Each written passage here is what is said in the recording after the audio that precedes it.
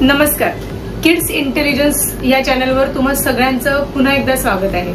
स्वतःचा coaching business आणि तोही घरातून प्रोफेशनली सुरू करायचा जर तुम्ही विचार करत असाल तर आज तुमच्या मनातल्या बऱ्याच प्रश्नांची उत्तर आम्ही देणार आहोत. मग सुरुवात कशी करायची, कोणता विषय निवडायचा, काय अडचणी असू शकतात, कोणते चॅलेंजेस येऊ शकतात, त्यांना कसं फेस करायचं.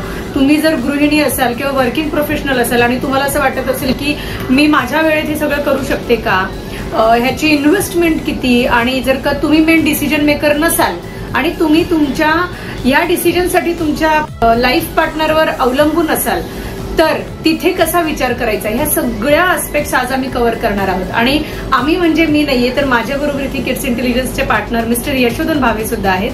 जसं की शुभदा भावे यांनी सांगितलं की तुम्ही जर गृहिणी असाल किंवा जर वर्किंग प्रोफेशनल असाल आणि तुम्हाला घरातून कुठलाही कोचिंग बिझनेस करायचा असेल तर कुठल्या प्रकारच्या अडचणी तुमच्यासमोर येऊ शकतात आणि त्या अडचणींवर मात करून तुम्ही तुमचा स्वतःचा कोचिंग बिझनेस घरातून कसा चालू करू शकता, तर यावर आपण चर्चा करणार आहोत. आज जेव्हा बऱ्याच जणांशी मी बोलतो किंवा भेटतो त्यावेळेला मला एक कॉमनली प्रश्न जो ऐकण्यात येतो तो म्हणजे की हा मी कोचिंग बिझनेस घरातून कसा करतो किंवा माझ्यासमोर जे जे काही आता करंटली जे चॅलेंजेस आहेत त्याच्यावर मात देऊन मी घरातूनच हे स्वतःची आयडेंटिटी कशी बिल्ड करतो, याच्या संदर्भात मला दरवेळेला बऱ्याच जणांकडनं हा प्रश्न आहे. तर ह्या प्रश्नावर त्यांनी सुरुवात कशी करा? हा म्हणजे घरातून जेव्हा करतात तेव्हा पहिलं तर म्हणजे आपण काय अनुभवलंय की घरून जेव्हा कोचिंग बिझनेस सुरू करायचा विचार करतात ना तेव्हा खूपदा ना लिनियन्सी पण असते. म्हणजे लिनियन्सी म्हणजे कशी, एकतर जसं मी नेहमी बोलते की दोन प्रकारे बघू शकतो आपण. एक बाय चॉईस आहे की बाय ऍक्सिडेंट आहे. म्हणजे टीचर किंवा कोचिंग बिझनेस बाय चॉईस आहे म्हणजे मुळात पॅशन आहे, मला शिकवायचे, मला शिकवायला आवडते म्हणून मला करायचे आहे, एक भाग येतो. आणि दुसरा की मला तर दुसरं काहीच ऑप्शन नाहीये, मला करायचं होतं फॅशन डिझायनिंग, आता शक्य नाहीये, मला माझं लग्न झालंय किंवा मुलं आहेत, फॅमिली जबाबदाऱ्या आहेत, ह्या सगळ्या गोष्टी आहेत, त्याच्यामुळे मला तर दुसरं ऑप्शन नाहीये आणि घरातून मी क्लासेस सुरू करू शकते. त्याला मी बाय ऍक्सिडेंट म्हणते. आता या दोन्ही केसमध्ये जरी काही जण बाय ऍक्सिडेंट म्हणजे ऍक्सिडेंटली स्टार्ट करतात, काहीच दुसरं ऑप्शन नाहीये आणि आता मला अर्निंग पण करायचंय, स्वतःचा वेळ आहे म्हणून मी सुरू करते, पण अशा वेळेस पण काय होतं थोड्या वेळानंतर ना पॅशन डेव्हलप व्हायला लागतं, म्हणजे आवडायला लागतं की ठीक आहे मला हे आवडते, छान वाटते, रिस्पेक्ट मिळते, सगळं मिळते. पण इथे ना चॅलेंज काय असू शकतं की एकतर घरातून आहे, माझ्यावर लायबिलिटीज नाहीत कुठल्या, म्हणजे रेंट द्यायचं नाहीये, माझ्या फावल्या वेळेत मी अभ्यास शिकवते मुलांना, त्याच्यामुळे ना थोडी लिनियन्सी येऊ शकते. तर सुरुवात कशी करायची, म्हणजे पहिलं एकदम माइंड एकदम क्लिअर केलं पाहिजे की मला हे प्रोफेशनली करायचंय की जस्ट माझा वेळ जावा आणि काहीतरी 4 मुलांना शिकवता माझ्या मुलांना पण शिकवावं, तसं करायचं. म्हणजे दोन्ही ऍटिट्यूड त्यांच्या त्यांच्या परीने बरोबर आहे, पण दोन्ही ऍटिट्यूडचं मला काय वाटतं की जी स्ट्रेंथ आहे ना ती वेगवेगळी आहे. म्हणजे प्रोफेशनली करायचं ज्यांची स्ट्रेंथ आहे म्हणजे तो विचार आहे, ती स्ट्रेंथ वेगळी. कशी, तिथे लॉंग टर्मचा विचार ऑटोमॅटिकली होतो किंवा तुम्ही जे सुरू करता ना ते तुम्ही जास्त वेळापर्यंत पुढे नेऊ शकता. आणि ठीक आहे आधी मी करून बघते, तिथे 2 चान्सेस आहेत, एक तर पुढे जाऊन ते चांगलं डेव्हलप होऊ शकतं किंवा ठीक आहे मी असंच करते म्हणून मला काही रिझल्ट येत नाहीये आणि थोड्या वेळासाठी होतं आणि मग नंतर परत दुसऱ्या कुठल्या तरी गोष्टीवर शिफ्ट होतात. म्हणजे आपण बघितले की काही जण कोचिंग सुरू करतात, ट्युशन्स किंवा इतर कुठले सब्जेक्ट घेऊन, आणि काही महिने करतात, काही महिन्यानंतर ते एकतर कुठले तरी टप्परवेअरचे दुसरे प्रोडक्ट सेल करतायत किंवा साड्या सेल करतायत किंवा ज्वेलरीज मध्ये जात आहेत किंवा काहीतरी दुसरा वेट लॉस प्रोग्राम करतायत, असं होतं. मग असं का होतं, कारण सुरुवात व्यवस्थित नसते. तर जसं तुम्ही म्हटलं ना सुरुवात कशी करायची, तर मला असं वाटतं मेंटली क्लिअर खूप व्हायला पाहिजे त्यांनी. आधी मला लॉंग टर्मला जायचंय की मला शॉर्ट टर्म करायचं आहे, बरं मला प्रोफेशनली माझी इमेज तयार करायची आहे की जस्ट मला छोटं छोटं काहीतरी ट्राय करायचं आहे, मग पुढे मी बघू शकते. त्या गोष्टीत मला वाटतं क्लिअर झाल्यानंतर मग ते अप्रोप्रिएट स्टेप्स घेऊ शकतात. जसं तुम्ही आता याच्यातनं सांगितलं की घरातून कशी सुरुवात करू शकता. ओके, बऱ्याच वेळेला बोलणं जेव्हा होतं माझं बऱ्याच लोकांशी पर्सनली जेव्हा मी भेटतो किंवा माझ्या फोनवर देखील बोलणं होतं तर त्यावेळेला अजून एक महत्वाची गोष्ट जी समोर आलेली आहे ते म्हणजे त्यांचं डिसिजन मेकिंग. बऱ्याच अंशी बेसिकली मी जेव्हा ही माहिती फोनवर देतो की हे स्ट्रक्चर कशा पद्धतीने असणार आहे, त्यावेळेला माहिती दिल्यापासून त्यांचा जो डिसिजन मेकिंग पर्यंत येण्याचा जो वेळ आहे, तर त्या बाबतीत आपण त्यांना अजून कसं सांगू शकू की डिसिजन मेकिंग कसं करावं एखाद्या कुठल्याही कोचिंग बिझनेसकडे जाताना किंवा कुठल्याही स्ट्रक्चराइज कोर्सला जाताना डिसिजन मेकिंग कसं करावं. कारण आज नाही म्हटलं तरी बरेचसे डेमॉन्स्ट्रेशन इम्पॅक्ट पण होत असतात वेगवेगळ्या पद्धतीने. आज आपण फेसबुकवर बघतो, युट्यूबवर बघतो, इंस्टाग्रामवर बघतो, बऱ्याच वेगवेगळ्या कोर्सेसची माहिती बरेच जण देत असतात. तर ह्या सगळ्या डेमॉन्स्ट्रेशन इफेक्टमध्ये आपण त्यांना डिसिजन मेकिंगला म्हणजे कसं यावं, त्यांच्यासाठी योग्य कुठला कोर्स कुठला आहे किंवा योग्य इन्स्टिट्यूट कुठली आहे किंवा योग्य त्यांची नेक्स्ट स्टेप काय म्हणजे त्यांच्या करेक्ट त्यांची इंटरनल थॉट प्रोसेस कशी असावी बरोबर, की जेणेकरून ते त्या डिसिजनला. बरोबर. जसं डिसिजनवर आपण कसं येऊ शकतो, डिसिजन कसे घेता येऊ शकतात. सगळ्यात आधी तुमची गरज काय आहे ती तुम्हाला माहिती पाहिजे. बरोबर, म्हणजे त्यांना काय करायचं आहे, म्हणजे काय करायचं आहे हे माहिती नसेल तर तुम्हाला काय करायचं आहे ह्याचं प्रॉपर गायडन्स मिळतंय का. म्हणजे मला कुठे जायचं, मला कसं जायचं आहे, या अगोदर मला कुठे जायचंय आपल्याला हे ठरवायला लागतं. त्याप्रमाणे मला असं वाटतं की त्यांनी कुठे जायचं आहे, नेमकं काय हवंय हे क्लिअर स्वतःमध्ये असलं पाहिजे. जर तुम्हाला क्लिअर नाहीये, तुम्हाला क्लॅरिटी नाहीये, तर तुम्हाला ती क्लॅरिटी मिळते का, ती क्लॅरिटी तुम्हाला कुठून मिळते, कोणाकडून मिळते, ह्या सगळ्या गोष्टी लक्षात घेतल्या पाहिजेत. बरं, त्यानंतरचा मार्ग म्हणजे पहिली स्टेप, दुसरी स्टेप, तिसरी स्टेप ही क्लिअर होते का तुमची, ह्या सगळ्या गोष्टी तुम्हाला स्पष्ट समजतायत का. तर ह्या एखाद्या डिसिजनला येईपर्यंत एकदा तुमच्या गरजा, दुसरं तुमच्या त्या गरजा फुलफिल होत आहेत का, तुमच्या त्या गरजा फुलफिल कुठून होत आहेत, त्यानंतर तुम्हाला ऑथेंटिसिटी, क्रेडिबिलिटी ह्या सगळ्या गोष्टी निवडता आल्या पाहिजेत. आणि ह्या सगळ्या गोष्टी तुम्हाला कशा कळतील, बोलून, व्हिजिट करून. इथे मला असं वाटतं की प्रत्येकामध्ये ना, म्हणजे मी ट्रेनिंगमध्ये पण हे बऱ्याचदा सांगते, थर्सडे लर्निंग सेशनमध्ये पण मी खूप वेळा हे सांगते की तुमचं इंटरनल ना तुम्हाला गाईड करत असतं. बरोबर, कधी कधी एखादी स्टेप घ्यावी ही आतून वाटते, पण त्याला लॉजिकल बेस नसतो. म्हणजे जर असं मोजमाप केलं किंवा लॉजिकली कॉन्शियसली जर बघितलं तर तुम्हाला आतून वाटणारी गोष्ट कदाचित मॅच होत नाही. कारण कॉन्शियस विचार किंवा लॉजिकल विचार हा आपल्या प्रोग्रामिंग मधून आलेला असतो, डेमॉन्स्ट्रेशन इफेक्ट मधून आलेला असतो. आणि तुम्हाला जे आतून वाटत असतं ते तुमचं माइंड, तुमचं इंटरनल पार्ट जो आहे तुमचं, तुम्ही स्वतः जे आहात ते तुम्हाला सांगत असतं. आणि ते गायडन्स खूपदा बरोबर असते, इंटरनल गायडन्स. त्यामुळे जर एखाद्या ठिकाणी तुम्हाला कनेक्टेड वाटलं, जर तुम्हाला फिलिंग येते, तर you should go for it. Step घेतली पाहिजे. म्हणजे कुठला कोर्स करावा, स्टार्ट करावा. कधी कधी काय होतं, स्टार्ट करताना काही नसतं, पण तुम्ही जसं स्टार्ट करता लर्निंग प्रोसेसमध्ये, तुमच्या त्या प्रवासात तुम्ही सुरुवात करता, तेव्हा ती जर्नी सुरू होताना तुम्हाला एक एक गोष्टी उलगडायला लागतात. त्यामुळे असंही नाही की तुम्हाला एंड पॉइंट कसा जाईल हे माहिती पाहिजे, तुम्हाला फक्त तुमचं डेस्टिनेशन माहिती पाहिजे. कसं जायचं ते कट टू कट आणि एकदम डिटेलमध्ये माहिती असणं गरजेचं नाही. कधी कधी डिटेलमध्ये माहिती असायलाच पाहिजे असं नाही, but just go with your gut feeling. Gut फिलिंगवर तुम्ही जावं. जेव्हा मी लोकांशी बोलतो, भेटतो, त्यावेळेला मला एक महत्वाची गोष्ट आढळून आलेली आहे, ती म्हणजे की डिपेंडन्सी. त्यांची ना बऱ्याच अंशीने डिपेंडन्सी असते. म्हणजे त्यांना वाटत असतं की हा कुठलाही टीचर ट्रेनिंग कोर्स असतील म्हणा किंवा इतर कुठलेही कोर्सेस असतील, त्यांना वाटत असतं की करावं एनरोल आणि त्यांची टीचिंग जर्नी चालू करावी.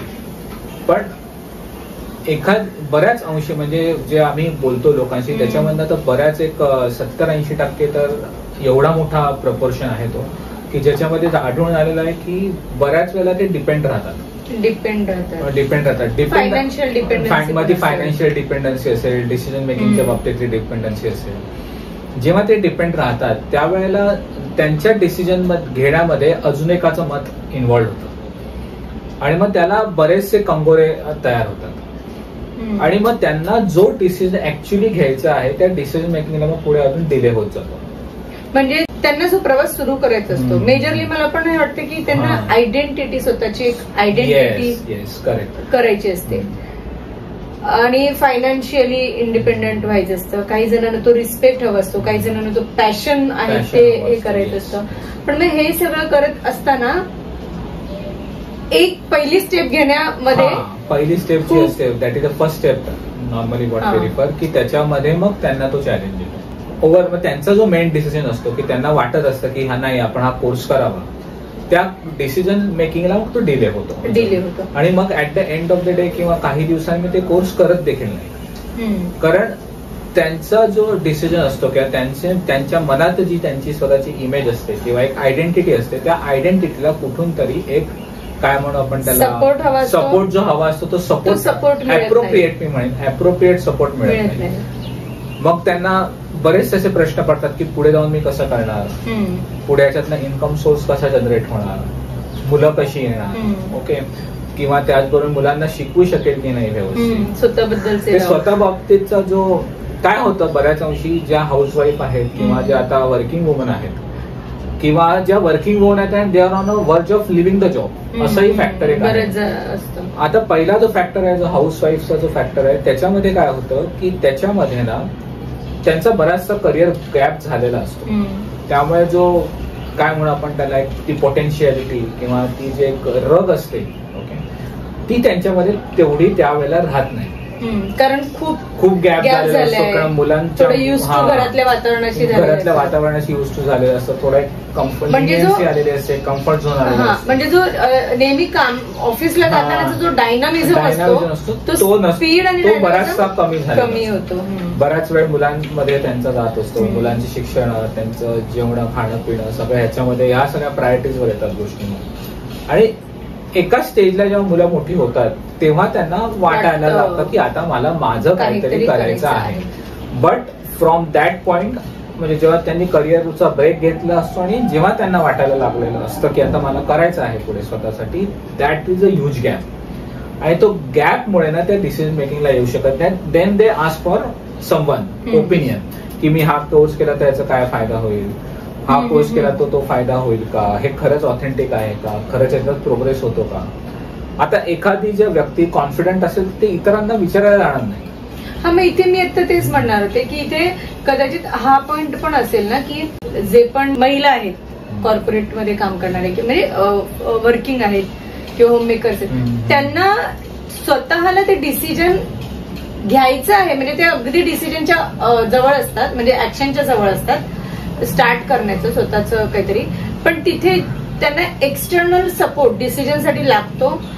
कारण कदाचित असं पण असेल की तो 1% डाऊट असेल, 1% कदाचित भीती असेल, फेल झाले तर मी पुढे मी करू शकेन की नाही, आणि मग मला परत लोक काहीतरी बोलतील किंवा घरचे मला काहीतरी बोलतील जर मला हे पण नाही झालं तर, किंवा दे आर कॉन्फिडंट पण पैसे शेवटी कोणीतरी दुसरे देणार आहे. आणि गंमत अजून एक महत्वाची गोष्ट म्हणजे काय की ते ज्यांना ओपिनियन विचारतात, आता फॉर एक्झाम्पल जसं की एखाद्या व्यक्तीला अबॅकस टीचर ट्रेनिंग कोर्स करायचा आहे, एखाद्या व्यक्तीला वैदिक मॅथमॅटिक्स करायचं आहे, असं वेगवेगळे कोर्सेस करायचे आहेत.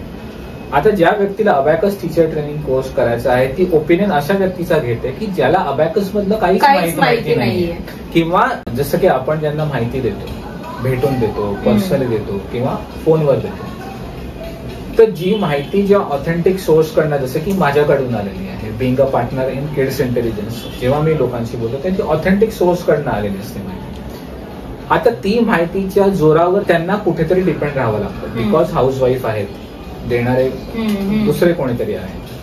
आता जेव्हा ती गोष्ट ते त्यांना सांगतात, आता ती ऍज इट इज सांगितली जाते का, किंवा जी गोष्ट त्यांना स्वतःला कळलेली समजलेली ती कितपत किंवा समजलेली आहे ती ऍज इट इज तिकडे सांगितली जाते. आता ती जर ट्रान्सफॉर्म व्यवस्थित झाली नाही, जो ऍक्च्युअल डिसिजन मेकर आहे त्या व्यक्तीपर्यंत, मग तो कसा काय डिसिजन देणार, हा एक भाग आहे. ओके, दुसरी महत्वाची गोष्ट म्हणजे की जरी माहिती कळली, त्यांना सगळं समजलं आणि त्यांनी व्यवस्थित सांगितलं, पण ज्यांचा ओपिनियन ते घेतात त्या व्यक्तींना त्या सब्जेक्ट बद्दल काहीच माहिती नाही, तर मग कसं काय त्या निर्णयावर पुन्हा असे असू शकतं की त्या व्यक्तीला जी रग आहे करायची, त्या व्यक्तीच्या मनात म्हणजे जिला किंवा ज्याला ती स्टेप घ्यायची आहे स्वतःचं कोचिंग स्टार्ट करण्याची, त्यांच्या मनात त्यांची एक स्वतःची इमेज आहे की मला हे असं माझं फ्युचर सेल्फ पाहिजे. ती इमेज जितकी स्ट्रॉंग आहे आणि त्या इमेजकडे पोहोचण्यासाठी म्हणजे त्या डेस्टिनेशनवर पोहोचण्यासाठी त्यांच्यामध्ये जी शक्ती आहे, फिलिंगची पॉवर, ऍक्शनची पॉवर, ती सेम इमेज आणि त्यांच्या मनातलं ते सेम चित्र त्यांचे जे कोण सपोर्टर आहेत, फॅमिली, सासू सासरे, नवरा बायको, जे कोण सपोर्टर आहेत त्यांच्यापर्यंत कदाचित ते ऍज इट इज पोहोचत नाही. आणि जरी पोहोचलं तरी ह्या व्यक्तीला कदाचित तो 1% डाऊट स्वतःबद्दल असेल. पण याचं कारण अजून एक मला काय वाटतं की करिअर, ऍज अ करिअर ही गोष्ट कशी नेता येईल ह्याची मे बी स्पष्टता नसेल त्यांना. मला वाटतं आपण त्यावर पण फोकस करूया की ऍज अ करिअर म्हणजे किती अर्निंग होऊ शकतं, ह्याचे वेगवेगळे ऍस्पेक्ट काय आहेत की कोचिंग बिझनेस घरून सुरू केलं, पुढे काय, घरातली जागा, घरातल्यांचा वेळ सगळंच मॅनेज करणं. तर करिअर वाईज जर बघितलं ना तर ह्या क्षेत्रात एज्युकेशन फील्ड आणि स्वतःचे कोचिंग ह्याच्यामध्ये खूप पोटेन्शियल आहे मला वाटतं. काय वाटतं? नक्कीच यामध्ये पोटेन्शियल तर खूप आहे, जसं तुम्ही म्हणालात की खरंच पोटेन्शियल आहे. कारण हे सगळं जे स्ट्रक्चर वर्कआउट होतं हे तुम्हाला कुठे घराबाहेर जायचं नाही, हा सगळ्यात महत्वाचा प्लस पॉइंट आहे. कारण हे घरातूनच सगळं करायचं आहे. म्हणजे इनिशियली तुम्हाला कुठल्या जागेत इन्व्हेस्ट करण्याची गरज नाही किंवा कुठे वेगळी जागा घेऊन त्याच्यामध्ये सेटअप करण्याची गरज नाही. त्यामुळे तुमची जी इन्व्हेस्टमेंट आहे जागेत इन्व्हेस्ट म्हणजे जे रिसोर्सेस ऑलरेडी अवेलेबल आहेत त्या रिसोर्सेसचा वापरच करून करायचा आहे. फक्त इथे मग मला काय वाटतं की ज्या टीचिंग प्रोफेशन मध्ये येतात म्हणजे हा जर्नी जे सुरू करतात त्यांना प्रोफेशनली हे सगळं सुरुवातीपासून एक्झिक्यूट करण्याची गरज आहे. कारण जसं मला सुरुवातीलाच हा पॉइंट माझ्या मनात आला होता की काय होतं, थोडं घरात असल्यामुळे ती लिनियन्सी येते. म्हणजे एका बाजूला मी दुसरं काहीतरी काम करते आणि मग मुलांना शिकवते. तर तसं न होता सुरुवातीलाच वेळेचं बायफर्केशन व्यवस्थित केलं, सब्जेक्ट विषयामध्ये भरपूर वेळ दिला, डिलिव्हरन्सवर काम केलं, तर मला वाटतं हे घरातूनच प्रोफेशनली खूप नेऊ शकतं. आणि बघायला गेलं तर आजकाल मोठमोठे ऑफिसेस पण सगळे वर्क फ्रॉम होम आणि हे सगळं कल्चर तयार होते, ऑनलाईनचं कल्चर तयार होते. अगेन करिअर आणि पोटेन्शियलचं आपण म्हणतोय तर ऑनलाईन मुलांना शिकवण्यासाठी पण मुलांना पण शिकवू शकतो, भरपूर वाव आहे. आणि त्याच्यामुळे काय होतं की स्पेस हा एक भाग राहत नाही खरं सांगायचं तर. आणि कोचिंग बिझनेस हा अशाच पद्धतीने डेव्हलप केलेला आहे की जो तुम्ही घरातल्या जबाबदाऱ्या पार पाडत करू शकता. म्हणजे ह्याच्यात पुढे मुलांकडे दुर्लक्ष होत आहे किंवा इतर प्रायोरिटीजकडे दुर्लक्ष होत आहे असं होत नाही.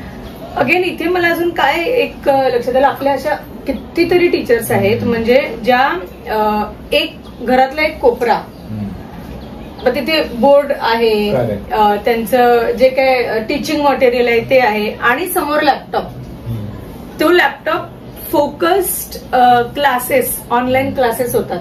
अजून एक इथे एक पॉइंट मला आता काय लक्षात आला सांगताना, जर ना तुमच्यामध्ये चांगले टीचिंग स्किल्स डेव्हलप होत आहेत, तुमची सब्जेक्ट एक्सपर्टी तयार होते, डेव्हलप होते, तर यू ऍज अ टीचर हे तुम्ही एका लिमिटेड एरिया पर्यंत राहण्याची पण गरज नाहीये. म्हणजे जर तुमच्याकडे चांगलं आहे आणि ते चांगलं लोकांपर्यंत तुम्ही पोहोचवत नाही आहात तर मला असं वाटतं ती तुमची मोठी चूक आहे. ते तुम्ही स्वतः चुकताय का? कारण यू हॅव समथिंग ज्याची समजा इतर मुलांना, म्हणजे आज तुम्ही समजा भारतात आहात आणि अमेरिकेतल्या मुलाला भारतीय टीचर पाहिजे आणि तुम्ही एक्सलंट आहात आणि तुम्ही तुमचे स्किल्स बाहेर स्प्रेड होऊ देत नाही आहात, ते तुम्ही सोशली मला असं वाटतं की ही इररिस्पॉन्सिबल गोष्ट आहे. त्यामुळे सोशली रिस्पॉन्सिबिलिटी म्हणजे मला हेही वाटतं आपल्याकडे जे आहे ते इतरांपर्यंत पोहोचणं. जर तुमच्या त्या एक्सपर्टीजने, तुमच्या स्किल्सने जर इतरांचा फायदा होणार असेल तर ते तुम्ही आवर्जून पोहोचवा. आणि ऑनलाईन क्लास किंवा ऑफलाईन सुद्धा तुम्हाला ह्या गोष्टींसाठी खूप मदत करतं. आणि देअर आय कॅन से की इथे एक पोटेन्शियल करिअर म्हणून ह्या फील्डकडे बघता येईल. Being into this educational field. Okay. आणि बऱ्याच अंशी ह्याच्यामध्ये वेळ दिल्यानंतर, एज्युकेशन सेक्टरमध्ये वेळ दिल्यानंतर मला एक सांगायचं आहे किंवा मला ज्या पद्धतीने हा मुद्दा मांडायचा आहे की एखादा सब्जेक्ट कसा निवडा. ओके. आज बरेच कोर्सेस म्हणा किंवा आज बऱ्याच वेगवेगळ्या पद्धतीचे वोकेशनल कोर्सेस आज आहेत अवेलेबल. पण बऱ्याच वेळेला अजून एक डिसिजन मेकिंग मध्ये मगाशी आपला मुद्दा झाला तो म्हणजे की जसं आपण ठरवलं की डिसिजन मेकिंग कसं करावं, त्याच्यामध्ये हेही एक डिसिजन मेकिंग व्हायला हवं की कुठला विषय निवडावा, विषय कसा निवडावा. कारण काय होतं बऱ्याच वेळेला ना विषय आपल्याला आवडतो, जसं की समजा मला चित्रकला आवडत असेल किंवा मला हँड रायटिंग आवडत असेल, पण त्या हँड रायटिंगचं केल्यानंतर किंवा एखादी गोष्ट विषय शिकल्यानंतर त्यांना अर्निंग पोटेन्शियल किती आहे का, मार्केट हेही बघणं तेवढंच महत्वाचं आहे. इथे एक इंटरेस्टिंग मला असं वाटतं दृष्टिकोन आपण आणू शकतो. जसं सर म्हणाले की सब्जेक्ट कसा निवडायचा हा पण प्रश्न बऱ्याचदा असतो. तर सब्जेक्ट निवडण्याची करंट जेवढे आम्ही बघितलेले आहेत, आम्हाला लक्षात आलेले ते वेज किंवा डिसिजन हा सब्जेक्टला पण जाऊया. त्याचे डिसिजन घेण्याचे जे वेज आहेत, मार्ग आहेत, त्यातला एक की आत्ता डिमांड खूप आहे. आत्ता डिमांड खूप आहे म्हणजे कोणी समजा ट्युशन टीचर आहेत आणि त्यांना पालक समोरून सांगतात की तुमच्याकडे अबॅकस आहे का, तुम्ही अबॅकस स्टार्ट करा. तो एक म्हणजे डिमांड वाढलेली दिसते, तेव्हा डिसाईड होतं की मला ह्या सब्जेक्टमध्ये जायचं आहे. दुसरं असं होऊ शकतं की मी ऑलरेडी काहीतरी शिकवते, त्याला तो जोड, त्याला अजून एक कनेक्टेड सब्जेक्ट मला ऍड करायचंय म्हणून. म्हणजे समजा अबॅकस शिकवणारे अजून वैदिक मॅथ्स शिकतात आणि फीज जास्त कशात आहे किंवा पैसे भरपूर कशात मिळतात, तर त्यावर पण डिसिजन घेतलं जातं. म्हणजे रोबोटिक्स सारख्या प्रोग्राम्सची फीज थोडी जास्त असते. किंवा असेही काही जण आहेत की ज्यांचं त्या विषयावर खूप प्रेम आहे, एकदम आवड आहे, म्हणजे खूप वर्षांपासून ते ऑटोमॅटिकली नॅचरलीच त्या एका विषयामध्ये त्यांनी सुरुवात केली शिकवायला, त्यामुळे ते तो विषय त्यांनी निवडला पुढे करिअरसाठी. असंही वेगवेगळे मार्ग आहेत. तर यातलं कोणता मार्ग योग्य आणि कोणता मार्ग अयोग्य हे तर आपण नाही सांगू शकत, कारण तो ज्याच्या त्याच्या थॉट प्रोसेसवर आणि डिसिजनवर आहे. त्यामुळे वी कॅनॉट टेल दॅट की चुकीचा कोणता बरोबर कोणता. हा, पण ह्यामध्ये एक गोष्ट आम्हाला दोघांनाही आढळलंय ती म्हणजे आम्ही असंही बघितलंय की डिमांड वाढलाय म्हणून फक्त टेम्पररी आणि कमी क्वालिटीचं आणि एक वेळ मारून देण्यासाठी किंवा इमिजिएट पैसे मिळण्यासाठी कुठून तरी कच्चं पक्क असं थोडंसं शिकलं जातं आणि स्वतःला टीचर किंवा ट्रेनरचं लेबल देऊन पुढे स्टार्ट केलं जातं. या अशा प्रकारामध्ये ना तुम्ही स्वतःचं पण नुकसान करते, मला असं वाटतं मुलांचं तुम्ही मेजर नुकसान करते. म्हणजे पालक जेव्हा फीज देतात टीचर्सना तर ते नुसती फी देत नाहीयेत. म्हणजे हा एक महत्वाचा दृष्टिकोन मला वाटतं घ्यावं. ते नुसती फीज देत नाहीत, ते सांगते तुम्हाला की आय ट्रस्ट यू टीचर, माझा तुमच्यावर विश्वास आहे.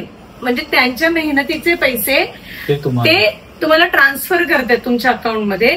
अशा वेळेला जर तुमचं सब्जेक्ट नॉलेज म्हणजे तुम्ही जर का फक्त मावशी काकूकडून काहीतरी शिकलाय आणि त्यावर स्वतःला टीचर म्हणून तुम्ही जर शिकवताय, देन बी अलर्ट. ह्यात तुम्ही तुमचं नुकसान करतायत, ह्यात तुम्ही प्रोफेशनली ग्रो होण्याचे चान्सेस खूप कमी आहेत. कारण अशा ज्याचा पाया भक्कम नाहीये ती बिल्डिंग कशी उभी राहणार, ती बिल्डिंगच उभी नाही राहू शकत. असे बरेच अनुभव आलेले आहेत आम्हाला. त्यामुळे वेज तुम्ही डिसाईड करा, पण हे असं करून जे स्टेप्स घेतात ते खूप काळ टिकत नाही, कारण त्यांचा पाया भक्कम नाही. म्हणजे साधी गोष्ट ना, तुम्ही कमजोर पाया असलेल्या ठिकाणी तुम्ही इमारत नाही बांधू शकत, ते तसे. त्यामुळे तो बेस तुमचा स्ट्रॉंग करा. तर विषय कसा निवडावा मध्ये हे बरेच वेगवेगळे ऍस्पेक्ट्स आहेत. कोणताही तुम्ही मार्ग निवडा, पण विषयाचं नॉलेज व्यवस्थित घ्या, विषयाचं नॉलेज पूर्ण घ्या आणि स्टार्ट करा. अर्ध्या मुर्ध्या नॉलेजवर तुम्ही स्टार्ट करू नका, हे तर माझं पूर्ण म्हणणं आहे. काय वाटतं? नक्कीच. म्हणजे कसं आहे की बरेच असे अनुभव ऐकायला मिळतात की मी आधी यांच्याकडनं शिकले होते, त्यांच्याकडनं शिकले होते, तेव्हा मी त्यांच्या जेव्हा कॉन्व्हर्सेशन करतो किंवा त्यांच्याशी जेव्हा बोलतो तेव्हा मी त्यांना हाच प्रश्न विचारतो की तुम्हाला त्या विषयाची डेप्थनेस किती कळले. तेव्हा त्यांच्याकडे तेवढं प्रिसाईज उत्तर नसतात, कारण त्यांना पूर्ण डेप्थनेस माहितीच नाहीये की एखाद्या कोर्सचं पुढे व्हॅल्युएबल्स काय असू शकतात, किंवा विषय निवडताना पण त्याची थोडी हिस्टॉरिकल बॅकग्राऊंड चेक करावी लागते की हा विषय किती जुना आहे, जसं की फॉर एक्झाम्पल आपण समजा अबॅकस बघितलं, तर अबॅकस हा तसा बराचसा जुना विषय आहे आणि आता त्याला डिमांडही खूप आहे. त्यामुळे अबॅकस कडे जाताना किंवा एक अबॅकस आपण जर उदाहरण घेतलं तर अबॅकस कडे जाताना थोडे हिस्टॉरिकल बॅकग्राऊंड पण आहे अबॅकस. पण अशाच वेगवेगळ्या विषयांशी जेव्हा मी बोलतो किंवा जेव्हा त्यांच्याशी कॉन्व्हर्सेशन माझं होतं तेव्हा हाच मेजर चॅलेंज आम्हाला दिसतो की त्यांना डेफनेस नाही, सिस्टम्स कशा वापरायच्या ते माहिती नसतं, की म्हणजे पुढे माझं फॉर्च्युन काय असणार आहे, की मी जर आत्ताच शिकते थोडं भविष्यात पुढे ह्याचं काय व्हॅल्यू असणार, काय करायला, किंवा ह्याच्यावर अजून थोडं ऑटोमेशन सिस्टम्स काय आहे, किंवा विषयाला धरून ऍडव्हर्टाइजमेंट मार्केटिंग कुठल्या किती एक्सपांड करू शकतो, कॉम्पिटिशन किती आहे, ह्याचा विचार तेवढं फोरसाईट त्यांना दाखवलेली नसते. आता आपण बऱ्याच वेळेला कॉलमधनं किंवा पर्सनली भेटून ती फोरसाईट पण त्यांना आपण क्लिअर करतो की तुम्ही हे असं करू शकता, तुमची पोझिशन असे असेल तर तुम्हाला असं होईल. बऱ्याच वेळेला जे अनुभव आलेले त्यांना फक्त माहिती मिळालेली असते कॉलमध्ये आणि त्या माहितीच्या जोरावर ते पुढचे डिसिजन घेतात. कुठल्याही माहितीच्या जोरावर डिसिजन घ्यावेत, पण त्याचं पुढे भविष्यात काय हे होणार आहे किंवा भविष्यात त्याचे काय परिणाम दिसणार आहे तेही परिणाम म्हणजे शेवटी अर्निंगच्या पर्स्पेक्टिव्ह. जर त्यामध्ये अर्निंग तुमचं होत नसेल तर तुम्ही व्यवस्थित डेफनेस नाही समजलं. Anyways they are going to invest their time, शिकण्यामध्ये वेळ घालवणार आहात, तुमचे पैसे देणार आहात, तुम्ही एनर्जी इन्व्हेस्ट करणार आहात, तुम्ही तुमचे इतर फॅमिली मेंबर्सचा सपोर्ट ऍडजस्ट करून घेणार, तुम्ही तुमच्या घरातल्या गोष्टी बऱ्याच रुटीन तुम्ही तुमचं ऍडजस्ट करणार. मग एवढं जर सगळं तुम्ही इन्व्हेस्ट करताय, तुमची फिजिकल, मेंटल, इमोशनल एनर्जी, तुमचं मनी, तुमचं time, so as you correctly sed की एक डेप्थ समजून घेतली पाहिजे. राईट. इथे असून ना एक माझा दृष्टिकोन काय आहे की कोचिंग बिझनेसमध्ये फिमेल पण येऊ शकतात, मेल पण येऊ शकतात. म्हणजे असं काही मक्तेदारी नाहीये की फक्त स्त्रियांनीच टीचिंग करायचं, असं काही नाहीये. पण आपण जनरली बघतो स्त्रिया जास्त असतात टीचिंगमध्ये. तर घरातून कोचिंग बिझनेस जेव्हा तुम्ही तुमचं स्टार्ट करता प्रोफेशनली, मला असं वाटतं की तिथे ना त्या एका व्यक्तीची ग्रोथ होतेच होते, त्याचबरोबर ना फॅमिलीची ग्रोथ पण होते. म्हणजे कसं, हे एका स्त्रीच्या पॉइंट ऑफ व्ह्यूने बोलते. म्हणजे एखादी लेडी जेव्हा बिझनेस करायला सुरुवात करते, म्हणजे बिझनेस म्हणजे काय फार मोठं काहीतरी असलं पाहिजे असं नाही. ती जरी स्वतःचं लहान व्हेंचर जरी सुरू करते तरी सुद्धा ना मला असं वाटतं एका स्त्रीला it is slightly difficult than एखाद्या मेल, म्हणजे एखाद्या पुरुषाने बिझनेस सुरू करणं. कारण स्त्रियांना काय कितीही काही करत असतील तरी पण त्यांना घरातला काही पोर्शन बघायचा आहे तो आहे, किचन भागाला किंवा काही याला. आणि हे सगळं करताना त्यांच्या स्वतःचे काहीतरी ॲबिलिटीज वेगळ्या असतात. तर मला वाटतं की हे घरातून त्यांनी स्टार्ट करणं ही फॅमिलीची पण ग्रोथ आहे. एकतर जेव्हा ती तिचं काहीतरी करते स्वतःचं, आणि जर ते घरातून आहे अवेलेबल रिसोर्सेस वापरून, तर काय होते तिचं लक्ष दोन्हीकडे राहते. काम सुद्धा, घरातल्या गोष्टी सुद्धा, मुलं बाळ पण, आणि स्वतःचं कोचिंग बिझनेस सुद्धा. म्हणजे सगळ्याला व्यवस्थित वेळ देता येतो. म्हणजे बाहेर पडून जो ट्रॅव्हलिंग मध्ये टाइम जातो, खर्च होतो, तो सगळा ते वाचतं. तर त्यामुळे अर्निंग वाईज पण जर बघितलं ना तर तिला खर्च जे काय आहे ते जास्त खर्च वाढत नाही. इनफॅक्ट जर का स्टुडंट्स येत आहेत तर अर्निंग वाढतं, आणि अर्निंग वाढण्याची पॉसिबिलिटीजच जास्त आहे रादर दॅन एक्सपेन्स वाढणार जर घरातून बघ. त्यामुळे मला असं येते की वेळ फॅमिलीला देता येतो, लक्ष देता येतं, स्वतःच प्रोग्रेस करता येतो. म्हणजे एक व्यक्ती जेव्हा प्रोग्रेस करते ती मेंटली, इमोशनली हेल्दी होते, respect wise, independent, financial independence येतं. आणि हे सगळं ग्रो होत असताना ती ग्रोथ ऑटोमॅटिकली स्प्रेड होते घरात, ती घरात स्प्रेड होते.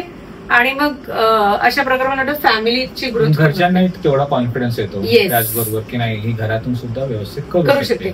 म्हणजे आधी ज्यांना सपोर्ट मिळत नाही, बरोबर, त्यांना जो सपोर्ट नसतो तो सपोर्ट मला वाटतं मिळवायला लागतो, आणि सपोर्ट मिळवायला लागतो. सपोर्ट असा रेडी नाही मिळत, पण करताना तुमची मेहनत दिसली, तुमचा प्रोग्रेस दिसला की आपोआप घरातले मेंबर्स तुम्हाला सपोर्ट करायला सुरुवात करतात. काय वाटतं? नाही, बरोबर आहे, एक्झॅक्टली.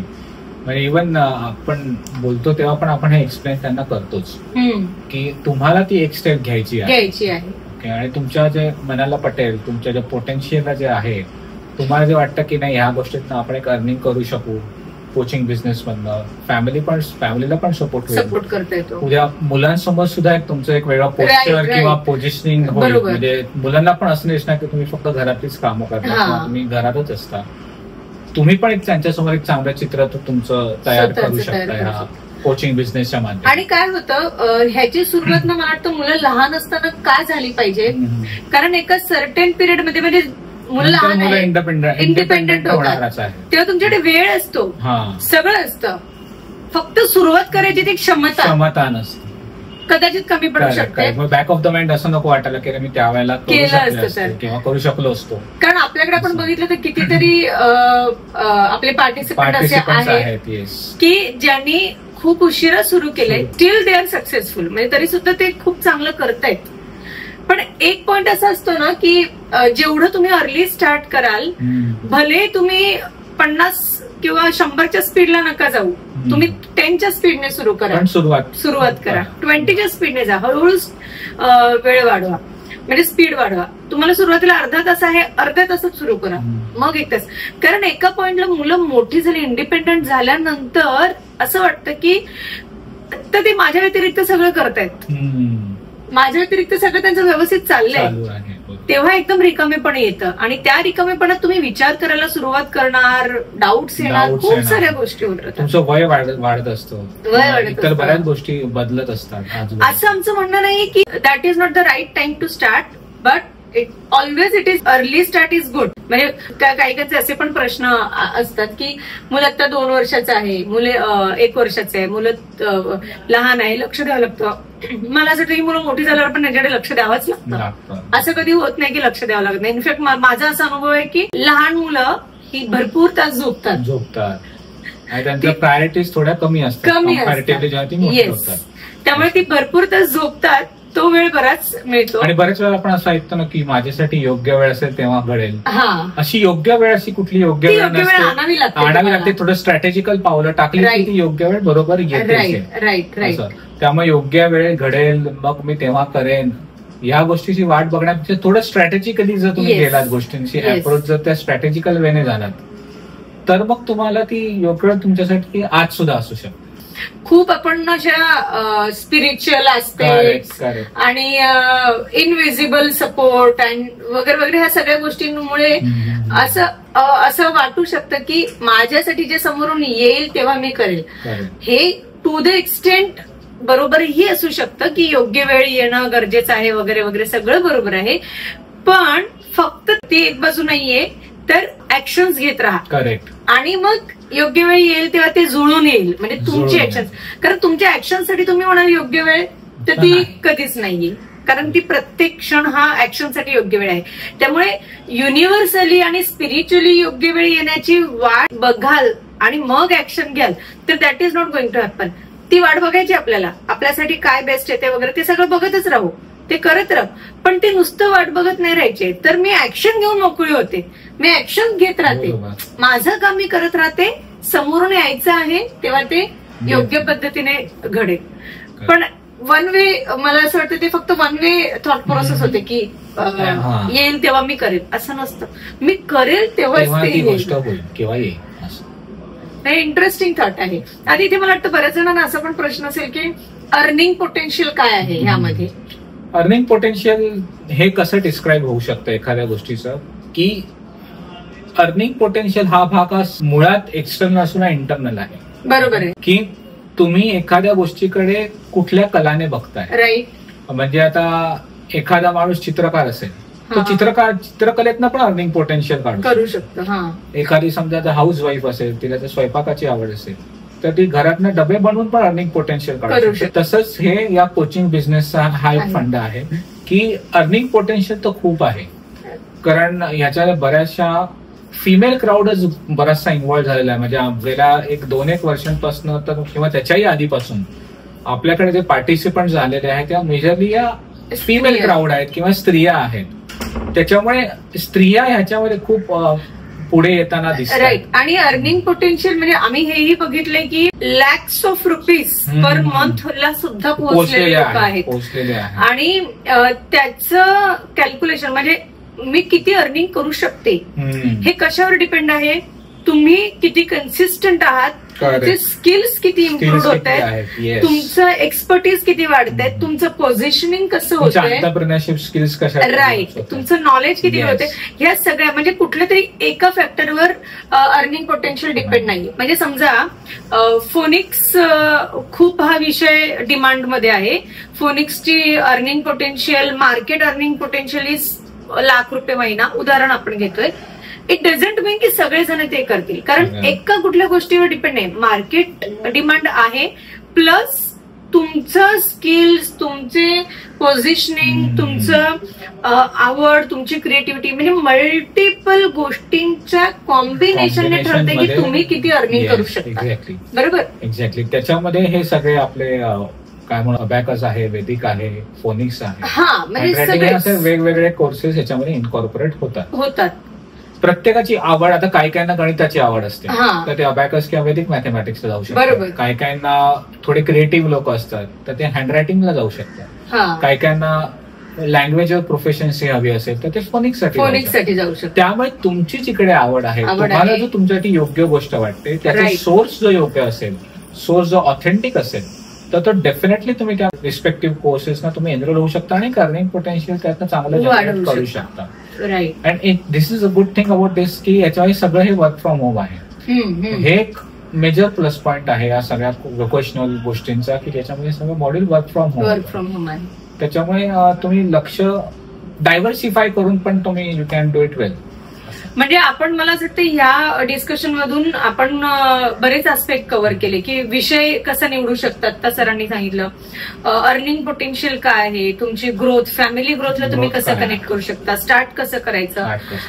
मला असं वाटतं की अजून एक आस्पेक्ट आपला हा येऊ शकतो की या प्रवासात म्हणजे स्वतः काहीतरी शिकण्यापासून शिकवून त्या गोष्टीला मोठं करण्याच्या ह्या प्रवासात कोणकोणत्या चुका, म्हणजे आतापर्यंत आपण जे पाहिले त्याप्रमाणे कोणकोणत्या चुका होऊ शकतात ज्या टाळल्या गेल्या पाहिजे. मला वाटतं की सगळ्यात पहिलं डिसिजन की तुम्ही शिकताय कोणाकडनं, दॅट इज वन थिंग. तुम्ही जस्ट जसं मी म्हटलं काकू मावशी आणि युट्यूबच्या शॉर्ट्स आणि व्हिडिओज मधून शिकत असाल तर ती का चूक आहे, कारण त्याने तुमचं फाउंडेशन स्ट्रॉंग होणार नाहीये. मग पुढे पुन्हा तुमचा तो वेळ आणि एनर्जी वाया जाणार. बरोबर. आणि जेव्हा तुमचं कोचिंग सुरू होतं ना तेव्हा मी हे बघितलेलं आहे की पहिले 5-10 स्टुडंट एनरोल झाल्यानंतर काही टीचर्सना वाटतं की आता हे ऑटोमॅटिक चालेल. बरोबर. ते मग त्यांचे मार्केटिंगचे एफर्ट्स स्टॉप करतात, कम्फर्ट झोन मध्ये जातात आणि इट विल हॅपन असं वाटतं.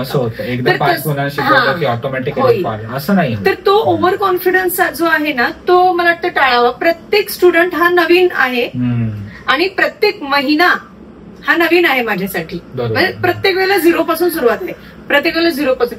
जर टीचर ह्या ऍटिट्यूड मध्ये राहिली ना तर तिची पर्सनल ग्रोथ खूप होते आणि दॅट इम्पॅक्ट तिच्या कम्प्लीट त्या कोचिंग बिझनेसच्या करिअरवर.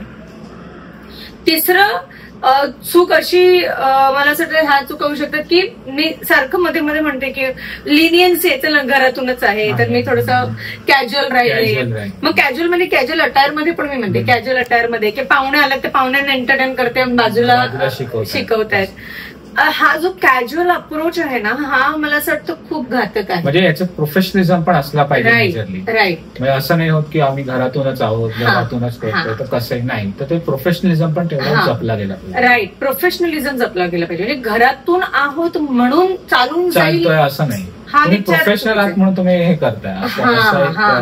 कारण टीचिंगच्या बाबतीत ना मला असं वाटतं की जागा मॅटर करत नाही. तुम्ही झाडाखाली बसून शिकवा, तुम्ही स्टेशनवर बसून शिकवा, तुम्ही घरातून शिकवा, तुम्ही क्लासरूम मधून शिकवा, तुम्ही कसे आहात ऍज अ टीचर आणि तुम्ही काय देताय ऍज अ टीचर हे जास्त महत्वाचं आहे. त्यामुळे कुठल्या आपण सिच्युएशन मध्ये if you are into the role of teacher be 100% in that role. तिथे लिनियन्सी जर का आली तर मला असं वाटतं ती एक चूक टाळावी. एका सर्टेन पॉइंटला आल्यानंतर असं वाटतं की आत्ता काय करू तर झालंय म्हणजे ठीक आहे. पण आम्ही हेही बघितलेलं आहे की टीचर्सचे नंबर ऑफ स्टुडंट्स खूप असे छान वाढतात. ते खूप असे कॉन्शियसली मी सांगते या सगळ्या गोष्टी ते आम्ही जे जे सपोर्टिव्ह फॅक्टर्स देतो ते सगळे इम्प्लिमेंट करतात, पाळतात व्यवस्थित आणि त्यातून त्यांची ग्रोथ होते. 100% होते. आता ती ग्रोथ झाल्यानंतर काय होतं की आपण सुरुवातीला काय केलं त्या गोष्टी आपण विसरून जातो. त्या गोष्टी विसरल्यानंतर मग कधी कधी तोच विषय शिकवून कंटाळायला लागतो 3 वर्षानंतर 2 वर्षानंतर तेच होते किंवा बोर होते किंवा काय. तर मग अशा नंतर आम्ही हेही बघितलंय की 60-70 स्टुडंट्स असतील तर त्यांचे अगदी 30-40 झालेले आहेत किंवा ड्रॉप आउट झालेले आहेत. हे का होतं? कारण एकतर जिथे तुम्हाला ग्रो होतंय तिथे इमेज ग्रो होताना दिसते आणि एक स्टॅग्नन्सी येईल असं वाटते, तिथे तुम्हाला पावलं उचलायची आहेत. मग ती पावलं तुमचं एकतर सिस्टमवर काम करणं असेल, तुमचं चेंजेस तुम्ही काय केले पाहिजेत ते असेल, अवेलेबल सपोर्ट आहे तो पटापट घ्या. म्हणजे जसे की आम्ही आमच्या एक्सपर्ट टीचर्सना म्हणतो की 30-40 स्टुडंट झाले की लगेचच तुमची स्ट्रॅटेजी बदलली पाहिजे. मग स्ट्रॅटेजी मिटिंग्स असतात, तर स्ट्रॅटेजी मिटिंगमुळे तुम्हाला कळतं की कुठे काय आत्ता केलं पाहिजे जेणेकरून पुढे स्टॅग्नंट होणार नाही आणि नंबर ऑफ स्टुडंट्स ड्रॉप होणार नाही. तर ह्या सगळ्या गोष्टी आहेत. पालकांबरोबरचं तुमचं रिलेशन फार महत्वाचं आहे. म्हणजे आपल्याला फक्त अर्निंग, फक्त माझी स्वतःची ग्रोथ असं नाही होत. टीचिंग प्रोफेशन हे असं आहे ना, तुम्ही दुसऱ्यांना ग्रो केल्याशिवाय स्वतः ग्रो नाही होणार. बरोबर. म्हणजे हे आम्ही as a trainer point of view पण बघतो की आमच्या टीचर्स पार्टिसिपेंट जोपर्यंत ग्रो होत नाही तोपर्यंत आम्ही ग्रो होणार नाही. म्हणजे त्यांची ग्रोथ ही आमची ग्रोथ आहे. टीचर्सला हे कळलं, म्हणजे टीचर्सने हे लक्षात घेतलं पाहिजे की मुलांची ग्रोथ ही तुमची ग्रोथ आहे. तर ह्या अँगलने जेव्हा आपण बघतो तेव्हा ग्रो होते. आणि ह्या अँगलने न बघणं ही पण एक चूक आहे मला असं वाटतं की फक्त मला काय मिळतंय. आणि मला असं वाटतं कुठलाच बिझनेस असा नाही की जो मला काय मिळते त्यावर ग्रो होईल. अनटिल अँड अनलेस तुमच्या सर्व्हिसमुळे, तुमच्या प्रोडक्ट्समुळे, तुमचे जे काही प्रोग्राम्स असतील त्यामुळे समोर जे कोणी तुमचे पार्टिसिपेंट स्टुडंट्स आहेत, म्हणजे आम्ही हे बघतो की आमच्या पार्टिसिपेंट्सची ग्रोथ कशी होऊ शकते, त्यांच्या आयुष्यात बदल काय होऊ शकतो. मग इन टर्म्स ऑफ सरांचं काउन्सिलिंग असेल, इन टर्म्स ऑफ माझे TLS सेशन्स असतील, किड्स इंटेलिजन्स टीमचं बॅकएंड सपोर्ट असेल. सो खूप सारे अशा आस्पेक्ट्स आहेत की ज्यातून वी मेक शुअर की आपल्याकडे आलेल्या टीचर्सची ग्रोथ अशी झाली पाहिजे. मग प्रोग्राम्स आणि इतर सगळ्याच गोष्टींनी. तर ऍज अ टीचर मला वाटतं हे न बघणं ही पण एक चूक आहे आणि ती प्रत्येक टीचरने टाळावी. म्हणजे किड्स इंटेलिजन्सच्या टीचर्सने किंवा जे पण बाहेर कोणीही टीचिंग प्रोफेशन मध्ये असेल त्यांनी टाळावी. तर ह्या सगळ्या कॉन्व्हर्सेशन मधून एकच मेसेज मला तुम्हाला या ठिकाणी द्यायचा आहे की तुमचा कोचिंग बिझनेस करताना या सगळ्या बाबींचा अगदी डोळसपणे किंवा कॉशियसली विचार करा आणि योग्य ती ऍक्शन घ्या. आणि जर का तुम्हाला काही क्लॅरिटी हवी असेल की तुम्ही कसं स्टार्ट करायचं, तुम्ही ऑलरेडी जर कोचिंग बिझनेसमध्ये असेल तर पुढे कसं जायचं, तुम्ही एंटर करणार असाल आणि तुम्हाला काहीच आयडिया नाहीये तर पुढे काय करता येईल यासाठी तुम्ही काउन्सिलिंग घेऊ शकता. म्हणजे आम्ही तुम्हाला तुमचे रिसोर्सेस, तुमचे चॅलेंजेस, तुमचे स्ट्रेंथ, या सगळ्या गोष्टी आम्ही तुम्हाला, तुमचा कल महत्वाचा, सगळ्यात महत्वाचा तुमचा कल कुठल्या विषयाकडे आहे या सगळ्यासाठी तुम्ही सरांचं काउन्सिलिंग सेशन घेऊ शकता.